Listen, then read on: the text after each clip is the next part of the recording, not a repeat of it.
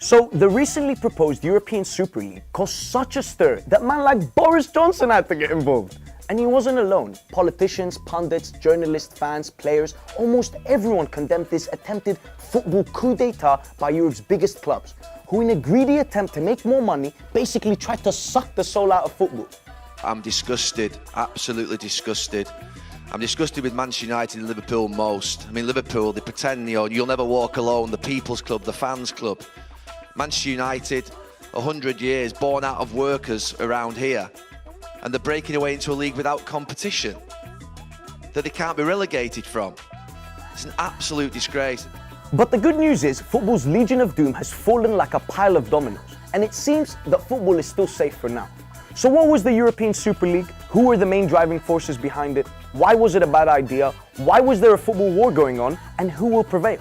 Find out in our new episode of Spolitix. What a time to make a show about sports and politics. Am I right or am I right?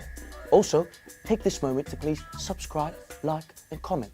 Bateu, tiro de meta, o time parte pro ataque. A bola fica à vontade quando tá no pé do craque, seguindo com atenção. So first things first, last week 12 of Europe's top football clubs announced the establishment of a new midweek competition, the European Super League, governed by its founding clubs. Essentially, the competition would rival Europe's Champions League, governed by Europe's top football authority, Uefa. The clubs involved were Italy's top three, AC Milan, Inter Milan and Juventus, England's top six, Arsenal, Chelsea, Liverpool, Manchester City, Manchester United and Tottenham Hotspur, as well as Spanish giants Real Madrid and Barcelona. There were some noteworthy absentees though. The likes of Bayern Munich, Borussia Dortmund and PSG didn't sign on, and so we will not be harassing them today. Also, I swear it's only big clubs, so what's Tottenham doing there, bro? Hey, that one's for you, Jose. That one's for you, my man. Mourinho for life, fam. So what was this Super League format supposed to be? Well, it would include 20 teams, 15 founding members and 5 other clubs who would need to qualify for it every season. The teams would separate themselves into 2 groups of 10, play home and away fixtures followed by a knockout stage. Tournament would run from August to May without disrupting the domestic league schedule. So what's the fuss about? Well, where do I start? One of the many glaring flaws in this Super League was the fact that these founding clubs are guaranteed a top spot in this elite competition. Every year, no matter what. So they cannot be relegated depending on their performances in their domestic league. Guaranteed success, I guess. So basically, they're turning football into a casino. As such, at the crux of this sporting fiasco was a conceited and dismissive approach to the concept of sporting merit and competition. An ancient principle carried by athletes competing and representing themselves and their communities with integrity, class, and honor. The best team on the night wins, and that best can be anyone on the night, not the one with the biggest sponsors, the best haircuts, and the largest Instagram account. So for example, Liverpool are getting spanked all year round and are 6th in the league right now. Arsenal's 10th. Lol, what Super League? It's not even Europa League for you, man, fam. Yet a smaller club like Leicester that is currently 3rd and are former Premier League champions in what can only be characterised as one of the greatest underdog stories in sporting history would be denied a spot in the Super League. Not to mention how it would weaken or even ruin domestic leagues, the Champions League, grassroots football and the whole structure of the world's most popular sport. This is, for me, a war on football. This is it's a disgrace. It's embarrassing. And it goes against everything that football's about. It's a closed shop for these big wigs, and it's completely and utterly only about one thing, and that's money.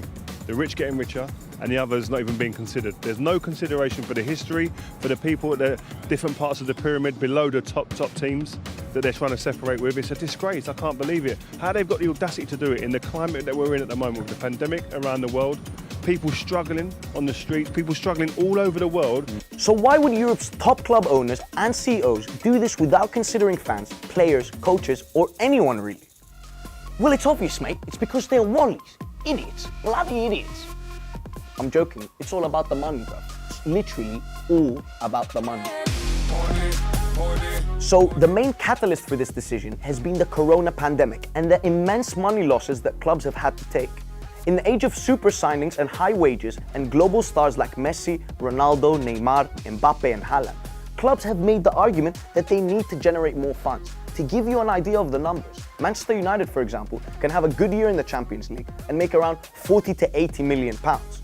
If they were to participate in the Super League, they would get a check for 250 million to 300 million pounds to begin with. So that's 3 times as much money a season as they get from the Champions League. This super snaky quest for money has also taken the form of a football war between UEFA's top officials and Europe's top owners and presidents. Figures like the Glazers, Ed Woodward, Daniel Levy, John Henry, Roman Abramovich all tried to effectively pull off a coup d'etat against football's top authority. And the man playing emperor, leading the reins of this coup, was the man who brought us the Galácticos, Real Madrid president Florentino Pérez. Los 15 fijos que juegan entre ellos todas las semanas. Eso es el mayor espectáculo del mundo. Salvar el fútbol que está en un momento de riesgo, de verdad. But in the process of trying to save football, he actually declared war on the sports ethos, its fans, and its meritocratic structure. And amid condemnation and protest, owners have had to quickly backtrack. By my opinion, this idea is a spit in the face of all football lovers and our society as well. So we will not allow them to take it away from us.